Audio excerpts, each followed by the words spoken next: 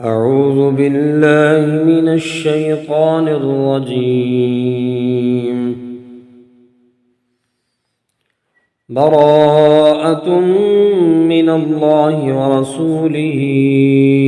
إلى الذين عاهدتم من المشركين فسيحوا في الأرض 4 أشهر واعلموا أنكم غير معجز الله وأن الله مخزي الكافرين. وأذان من الله ورسوله إلى الناس يوم الحج الأكبر أن الله بريء من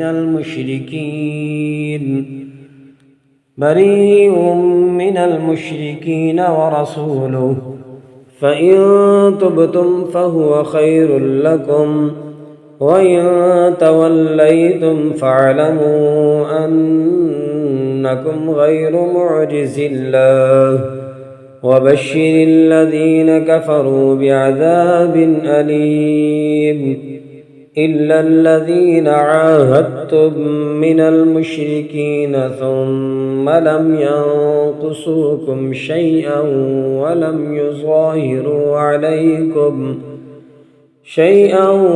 ولم يظاهروا عليكم أحدا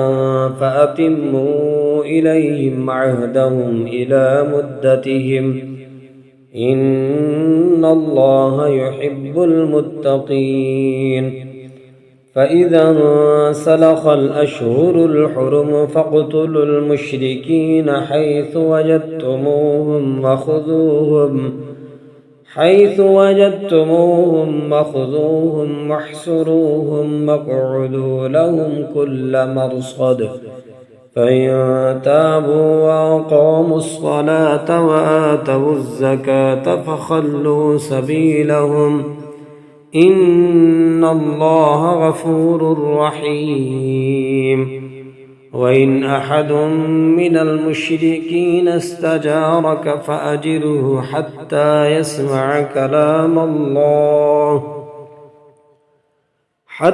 يسمع كلام الله ثم أبلغه مأمنه ذلك بأنهم قوم لا يعلمون. كيف يكون للمشركين عهد عند الله وعند رسوله إلا الذين عاهدتم عند المسجد الحرام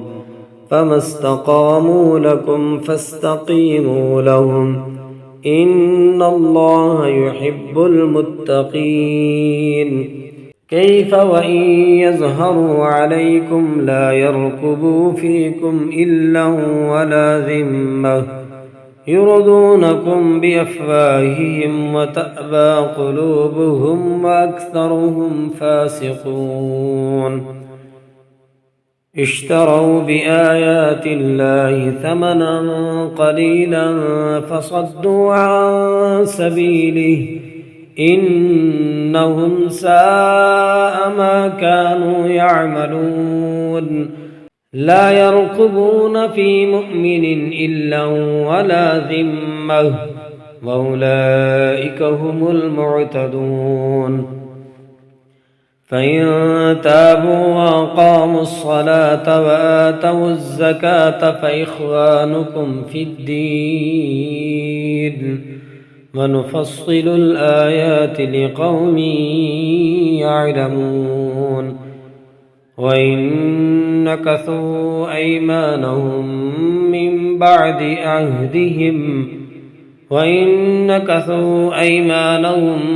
بعد عهدهم وطعنوا في دينكم فقاتلوا أئمة الكفر إنهم لا أيمان لهم لعلهم ينتهون. ألا تقاتلون قوما نكثوا أيمانهم وهموا بإخراج الرسول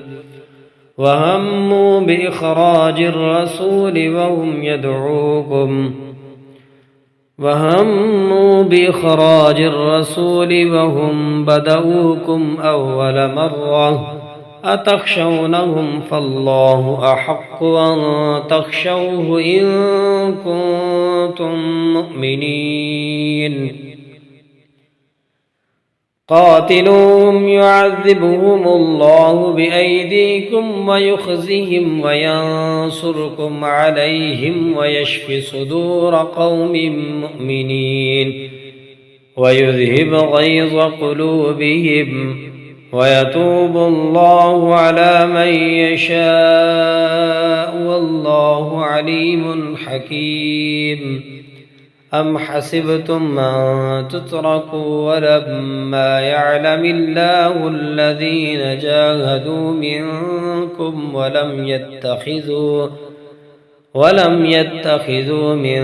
دون الله ولا رسوله ولا المؤمنين وليجة والله خبير بما تعملون ما كان للمشركين أن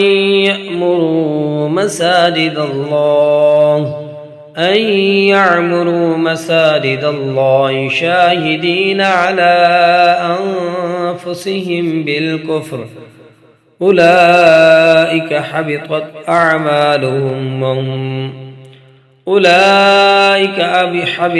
أعمالهم وفي النار هم خالدون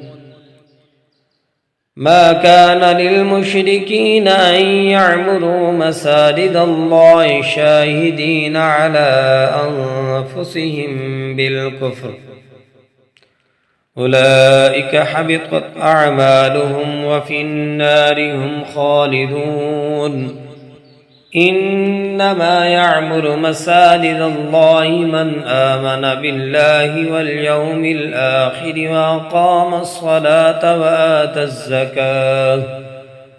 وأقام الصلاة وآتى الزكاة ولم يخش إلا الله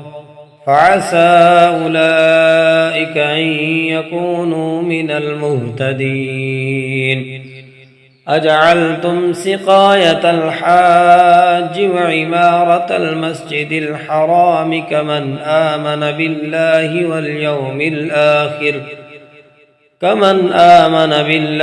واليوم الآخر وجاهد في سبيل الله لا يستوون عند الله والله لا يهدي القوم الظالمين الذين آمنوا وهاجروا وجاهدوا في سبيل الله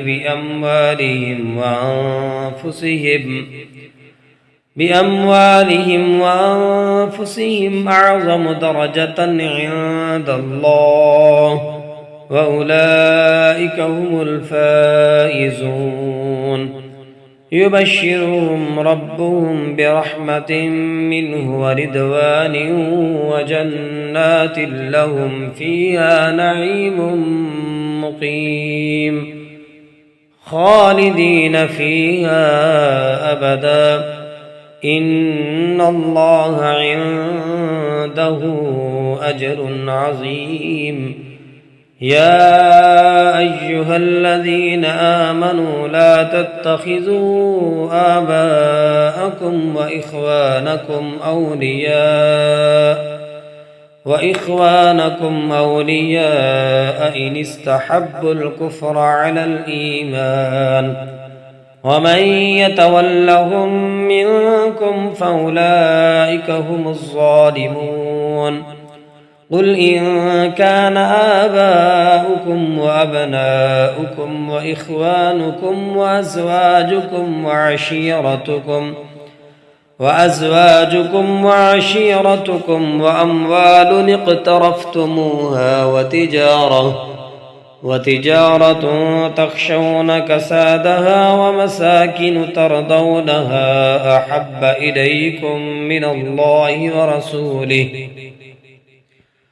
إليكم من الله ورسوله وجهاد في سبيله فتربصوا حتى يأتي الله بأمره والله لا يهدي القوم الفاسقين.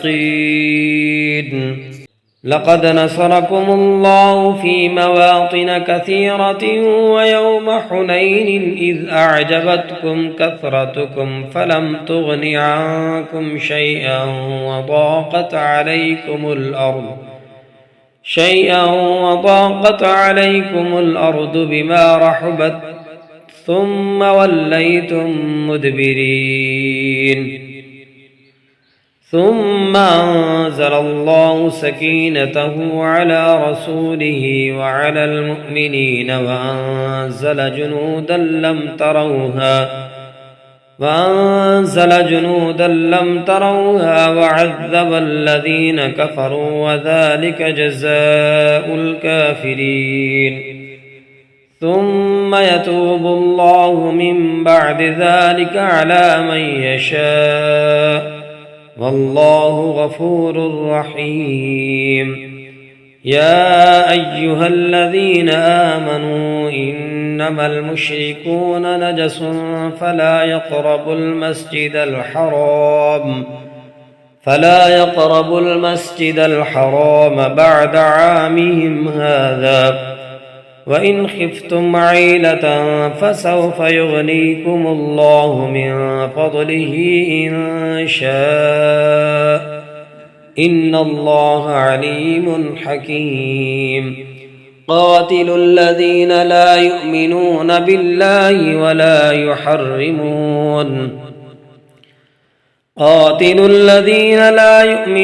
بالله ولا باليوم الآخر ولا يحرمون ما حرم الله ورسوله ولا يدينون دين الحق من الذين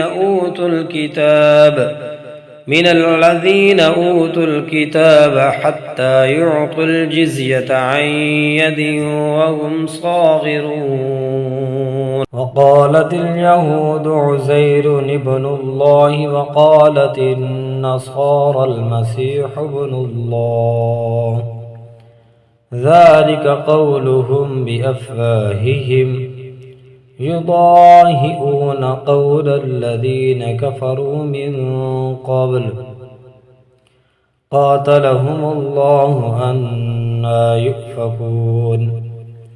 اتخذوا أحبارهم ورهبانهم أربابا من دون الله والمسيح ابن مريم وما أمروا إلا ليعبدوا إلها واحدا لا إله إلا هو سبحانه عما يشركون. يريدون أن يطفئوا نور الله بأفواههم ويأبى الله إلا أن يتم نوره ولو كره الكافرون. هو الذي أرسل رسوله بالهدى ودين الحق ليظهره على الدين كله ولو كره المشركون. يا أيها الذين آمنوا إن كثيرا من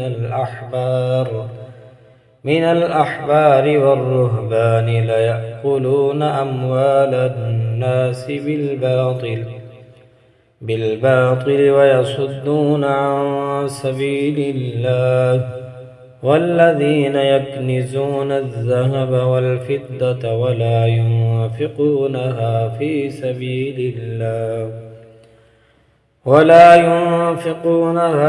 سبيل الله فبشرهم بعذاب أليم يوم يحمى عليها في نار جهنم فتكوى بها جباههم وجنوبهم وظهورهم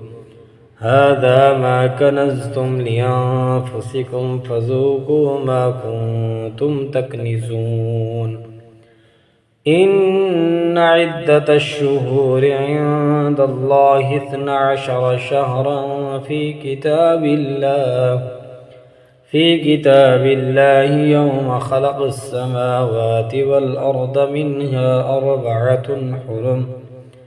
ذلك الدين القيم فلا تظلموا فيهن أنفسكم وقاتلوا المشركين كافة كما يقاتلونكم كافة واعلموا أن الله مع المتقين إنما النسيء زيادة في الكفر يضل به الذين كفروا يحلونه عاما ويحرمونه عاما ليواطعوا عدة ما حرم الله فيحلوا ما حرم الله زين لهم سوء أعمالهم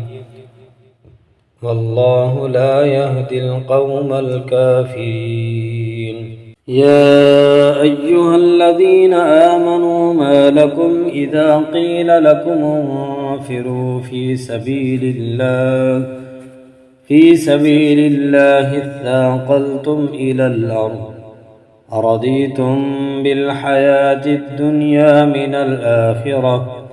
فما متاع الحياة الدنيا في الآخرة إلا قليل إلا تنفروا يعذبكم عذابا أليما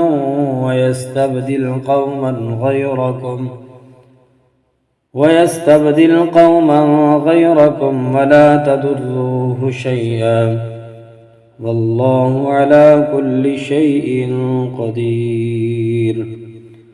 إلا تنصروه فقد نصره الله إذ أخرجه الذين كفروا ثاني اثنين إذ هما في الغار إذ يقول لصاحبه لا تحزن إن الله معنا فأنزل الله سكينته عليه وأيده بجنود لم تروها وجعل كلمة الذين كفروا السفلى وكلمة الله هي العليا والله عزيز حكيم انفروا خفافا وثقالا وجاهدوا بأموالكم وأنفسكم في سبيل الله ذلكم خير لكم إن كنتم تعلمون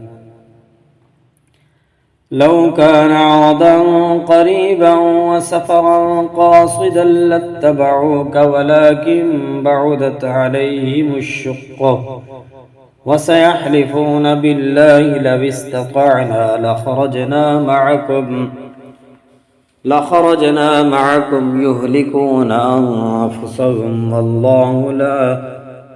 يهلكون أنفسهم والله يعلم إنهم لكاذبون عفى الله عنك لما أذنت لهم حتى يتبين لك الذين صدقوا وتعلم الكاذبين لا يستأذنك الذين يؤمنون بالله واليوم الآخر أن يجاهدوا بأموالهم وأنفسهم والله عليم بالمتقين إنما يستأذنك الذين لا يؤمنون بالله واليوم الآخر وارتابت قلوبهم فهم في ريبهم يترددون ولو أرادوا الخروج لأعدوا له عدة ولكن كره الله بعاثهم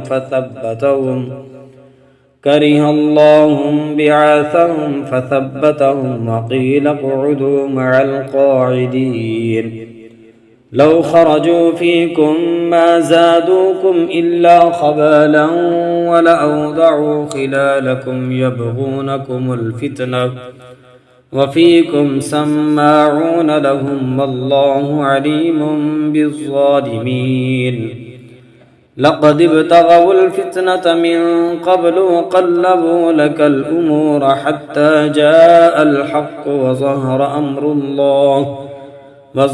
أمر الله وهم كارهون ومنهم من يقول ائذن لي ولا تفتني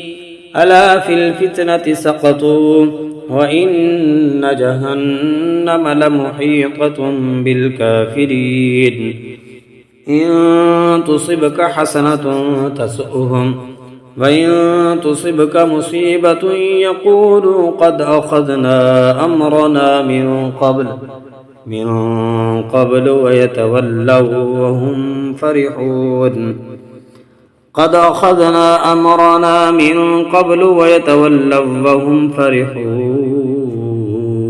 لن يصيبنا إلا ما كتب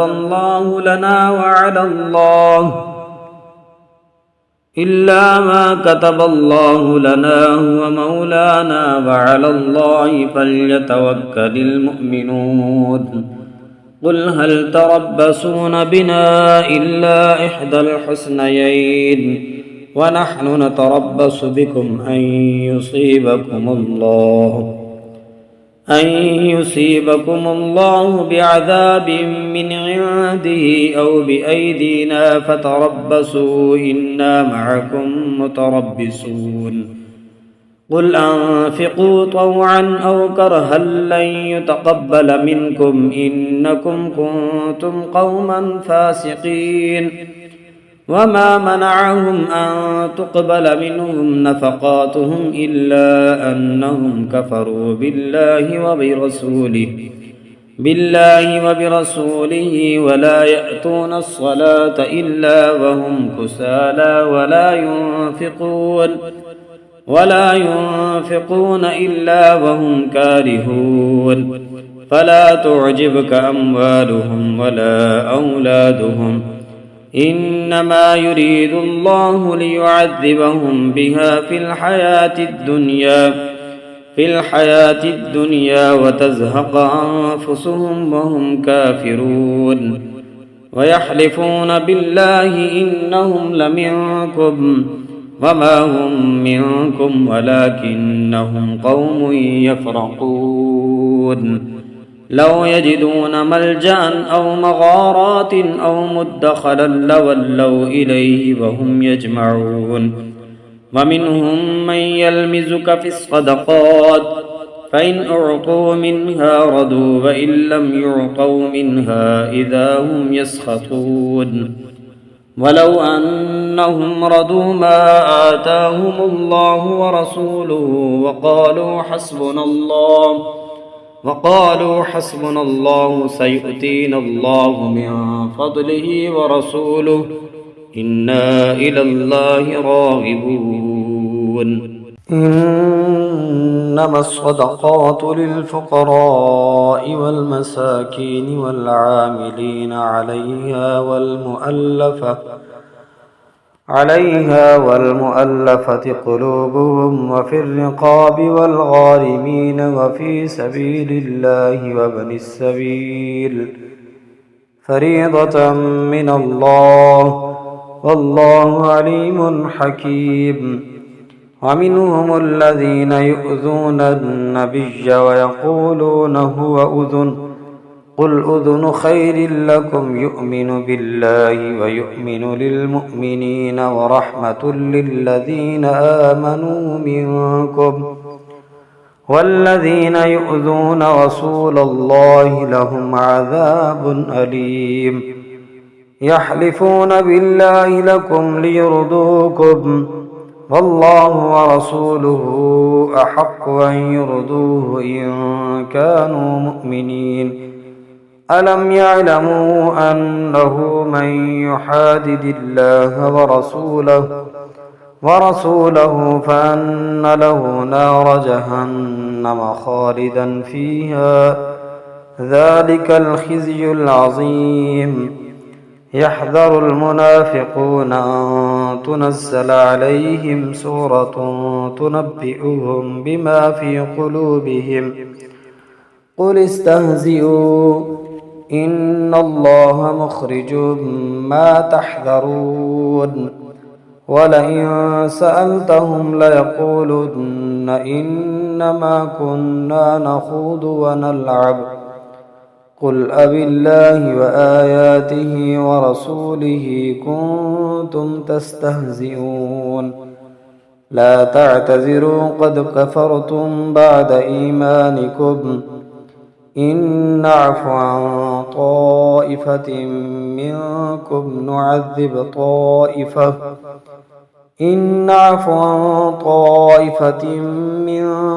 نعذب طائفة بأنهم كانوا مجرمين. المنافقون والمنافقات بعضهم من بعض، يأمرون بالمنكر وينهون عن المعروف ويقبضون أيديهم، نسوا الله فنسيهم، إن المنافقين هم الفاسقون. وعد الله المنافقين والمنافقات والكفار نار جهنم خالدين فيها، هي حسبهم ولعنهم الله ولهم عذاب مقيم. كالذين من قبلكم كانوا أشد منكم قوة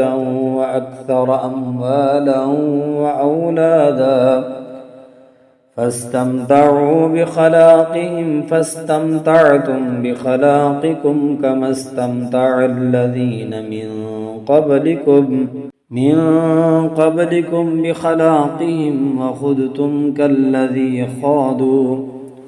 أولئك حبطت أعمالهم في الدنيا والآخرة وأولئك هم الخاسرون. ألم يأتهم نبأ الذين من قبلهم قوم نوح وعاد وثمود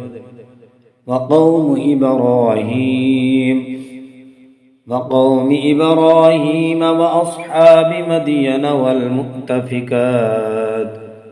أتتهم رسلهم بالبينات فما كان الله ليظلمهم ولكن كانوا أنفسهم يظلمون. والمؤمنون والمؤمنات بعضهم أولياء بعض، يأمرون بالمعروف وينهون عن المنكر ويقيمون الصلاة ويؤتون الزكاة ويطيعون الله ورسوله، أولئك سيرحمهم الله، إن الله عزيز حكيم. وعد الله المؤمنين والمؤمنات جنات تجري من تحتها الأنهار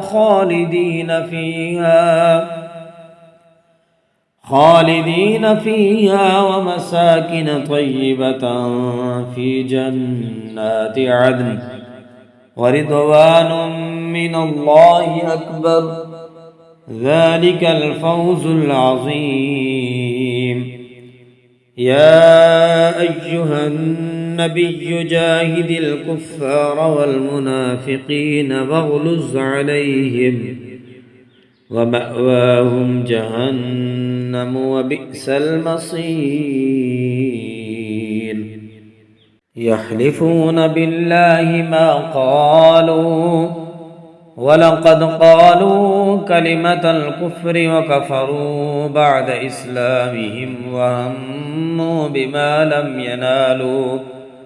وما نقموا إلا أن أغناهم الله ورسوله من فضله فإن يتوبوا يك خيرا لهم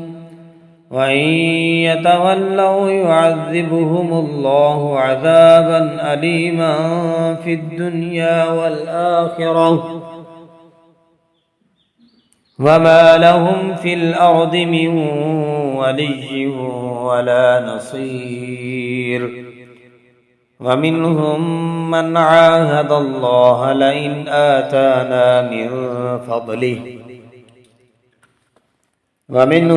من عاهد الله لئن آتانا من فضله لنصدقن ولنكونن من الصالحين فلما آتاهم من فضله بخلوا به وتولوا وهم معرضون فأعقبهم نفاقا في قلوبهم إلى يوم يلقونه بما أخلفوا الله ما وعدوا وبما كانوا يكذبون ألم يعلموا أن الله يعلم سرهم ونجواهم وأن الله علام الغيوب الذين يلمزون المطوعين من المؤمنين في الصدقات والذين لا يجدون إلا جهدهم فيسخرون منهم سخر الله منهم ولهم عذاب أليم استغفر لهم أو لا تستغفر لهم إن تستغفر لهم 70 مرة فلن يغفر الله لهم ذلك بأنهم كفروا بالله ورسوله والله لا يهدي القوم الفاسقين فرح المخلفون بمقعدهم خلاف رسول الله وكرهوا أن يجاهدوا بأموالهم وأنفسهم في سبيل الله وقالوا لا تنفروا في الحر قل نار جهنم أشد حرا لو كانوا يفقهون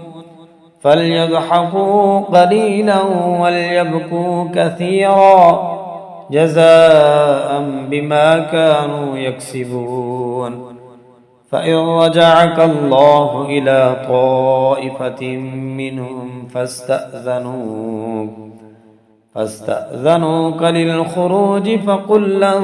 تخرجوا معي أبدا ولن تقاتلوا معي عدوا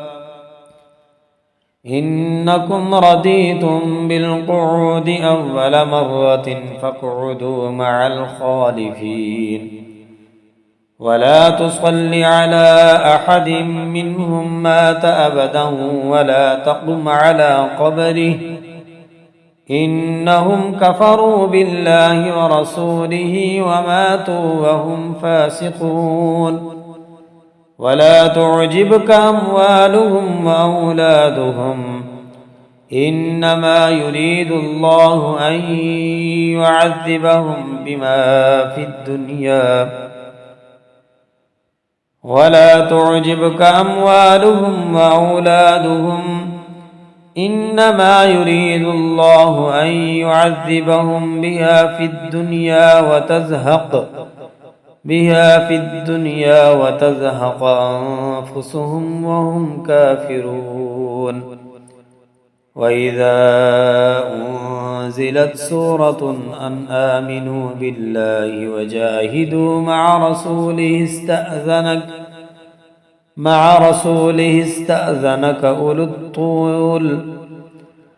مع رسوله استأذنك أولو الطول منهم وقالوا ذرنا نكن مع القاعدين رضوا بأن يكونوا مع الخوالف وطبع على قلوبهم فهم لا يفقهون رضوا بأن يكونوا مع الخوالف وطبع على قلوبهم فهم لا يفقهون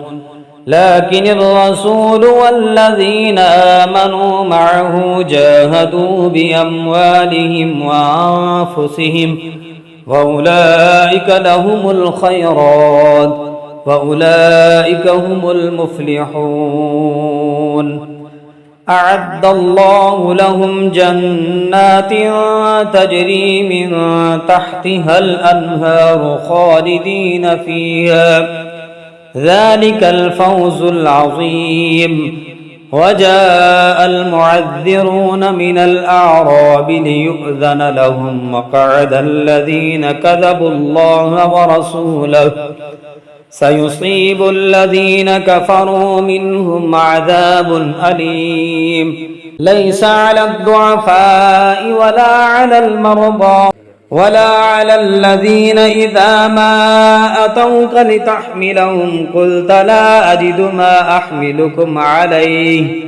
عليه تولوا وأعينهم تفيض من الدمع حزنا ألا يجدوا ما ينفقون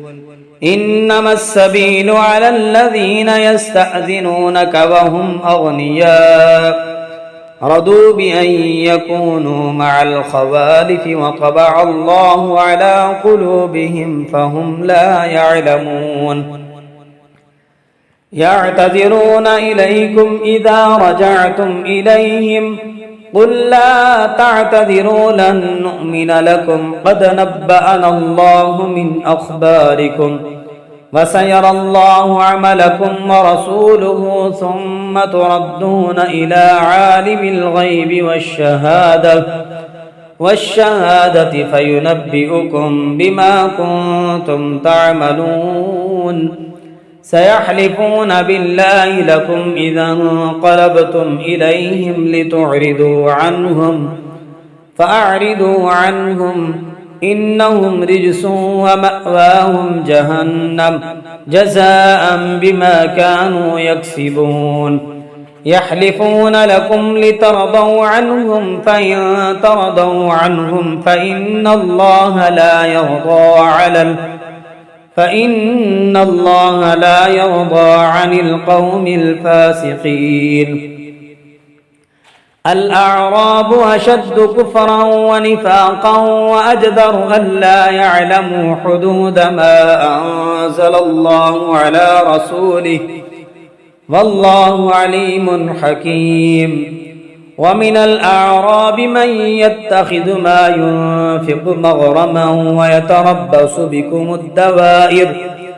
عليهم دائرة السوء والله سميع عليم ومن الأعراب من يؤمن بالله واليوم الآخر ويتخذ ما ينفق قربات عند الله وصلوات الرسول ألا إنها قربة لهم سيدخلهم الله في رحمته إن الله غفور رحيم والسابقون الأولون من المهاجرين والأنصار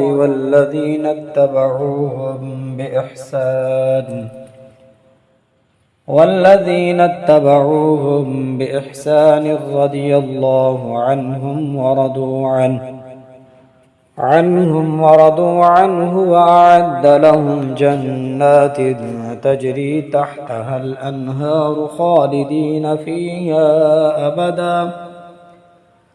ذلك الفوز العظيم وممن حولكم من الأعراب منافقون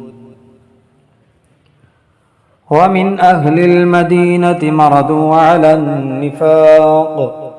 لا تعلمهم نحن نعلمهم سنعذبهم مرتين ثم يردون إلى عذاب عظيم وآخرون اعترفوا بذنوبهم خلطوا عملا صالحا وآخر سيئا عسى الله أن يتوب عليهم إن الله غفور رحيم. خذ من أموالهم صدقة تطهرهم وتزكيهم بها وصل عليهم إن صلاتك سكن لهم والله سميع عليم. ألم يعلموا أن الله هو يقبل التوبة عن عباده ويأخذ الصدقات وأن الله هو التواب الرحيم. وقل اعملوا فسيرى الله عملكم ورسوله والمؤمنون وستردون إلى عالم الغيب والشهادة فينبئكم بما كنتم تعملون. وآخرون مرجون لأمر الله إما يعذبهم وإما يتوب عليهم والله عليم حكيم. والذين اتخذوا مسجدا ضرارا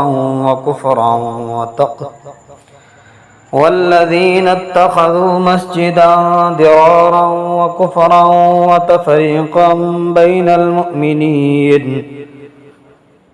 بين المؤمنين وإرصادا لمن حارب الله ورسوله من قبل وليحلفن إن أردنا إلا الحسنى والله يشهد إنهم لكاذبون. لا تقم فيه أبدا لمسجد أسس على التقوى من أول يوم أحق أن تقوم فيه رجال يحبون أن يتطهروا والله يحب المطهرين. أفمن أسس بنيانه على تقوى من الله ورضوان خير أم من أسس بنيانه على شفا جرف هار فانهار به في نار جهنم والله لا يهدي القوم الظالمين. لا يزال بنيانهم الذي بنوا ريبة في قلوبهم إلا أن تقطع قلوبهم والله عليم حكيم.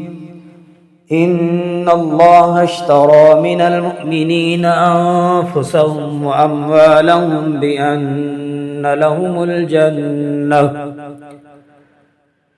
يقاتلون في سبيل الله فيقتلون ويقتلون وعدا عليه حقا في التوراة والإنجيل والقرآن ومن أوفى بعهده من الله فاستبشروا ببيعكم الذي بايعتم به وذلك هو الفوز العظيم. التائبون العابدون الحامدون السائحون الراكعون الساجدون الآمرون بالمعروف والناهون عن المنكر والحافظون لحدود الله وبشر المؤمنين. ما كان للنبي والذين آمنوا أن يستغفروا للمشركين ولو كانوا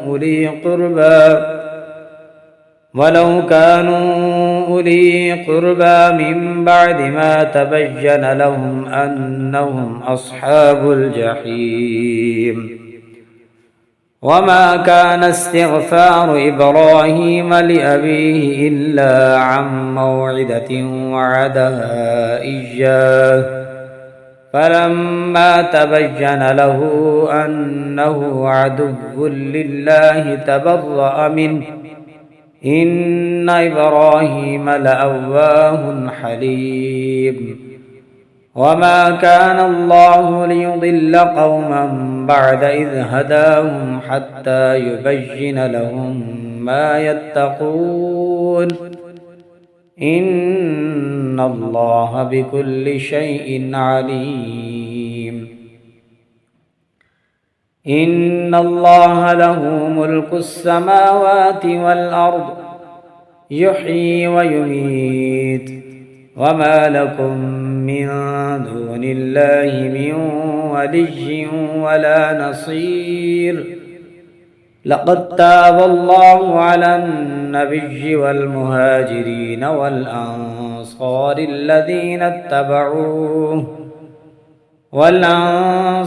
الذين اتبعوه في ساعة العسرة من بعد ما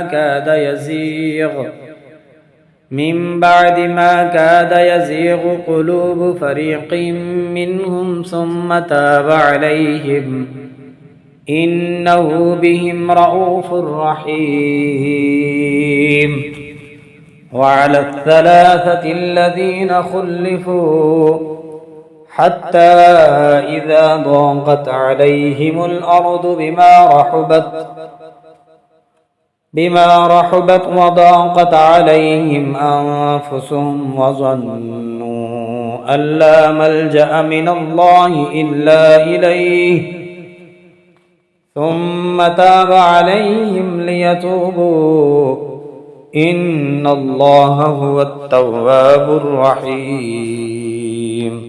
يا أيها الذين آمنوا اتقوا الله وكونوا مع الصادقين ما كان لأهل المدينة ومن حولهم من الأعراب أن يتخلفوا عن رسول الله ولا يرغبوا بأنفسهم عن نفسه ذلك بأنهم لا يصيبهم ظمأ ولا نصب ولا مخمصة في سبيل الله ولا يطؤون موطئا يغيظ الكفار ولا ينالون من عدو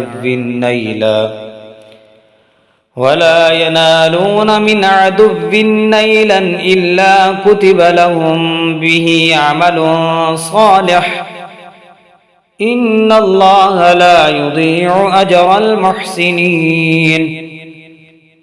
ولا ينفقون نفقة صغيرة ولا كبيرة ولا يقطعون واديا إلا كتب لهم ليجزيهم الله أحسن ما كانوا يعملون وما كان المؤمنون لينفروا كافة فلولا نفر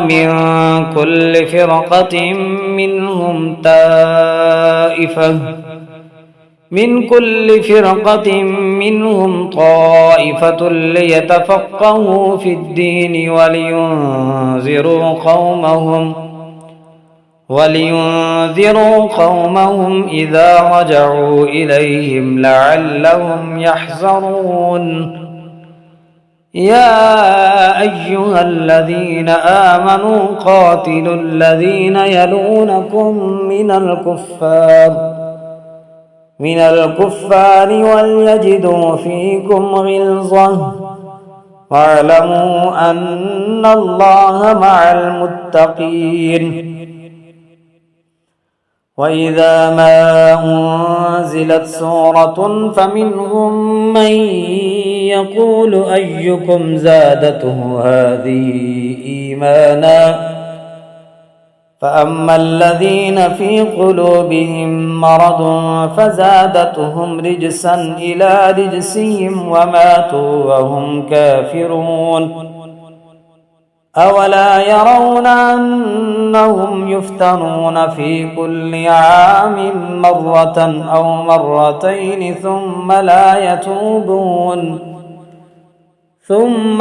يتوبون ولا هم يذكرون. وإذا ما أنزلت سورة نظر بعضهم إلى بعض هل يراكم من أحد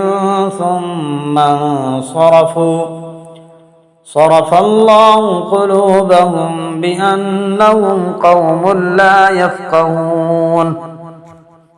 لقد جاءكم رسول من أنفسكم عزيز عليه ما